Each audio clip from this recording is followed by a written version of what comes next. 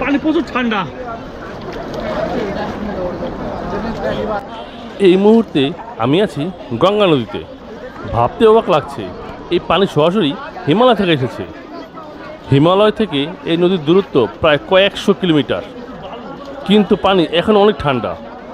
যেন মনে হচ্ছে হিমালয়ের পাহাড়ের স্পর্শ এখান দিয়ে বয়ে গেছে।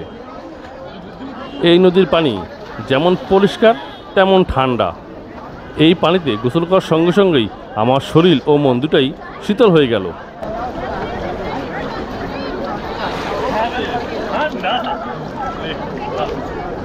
যারা এই নদীতে একবারও নামেননি বা গোসল করেননি, আমি বলবো অন্তত একবার আসুন, কারণ এই অনুভূতি ভাষায় বোঝানো কোনোদিনও সম্ভব না।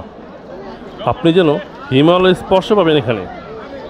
টানা 2 ঘন্টা যাবৎ গোসল করছি, তারপর আমার মনই ভরছে না। মন চায় সারাদিন এখানে গোসল করি। পানিটা এত পরিমাণ ঠান্ডা, দেখতে পাচ্ছেন আমার আনন্দ, কত মজা করছি আমি।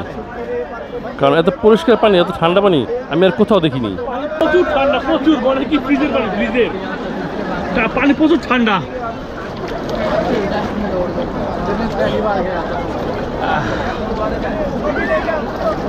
তো বন্ধুরা, আপনাদের ভালোবাসা আর সাপোর্টই আমার সবচেয়ে বড় শক্তি। কমেন্ট করে জানাবেন কেমন লাগলো, আর পাশে থাকবেন সবসময় ভালোবেসে।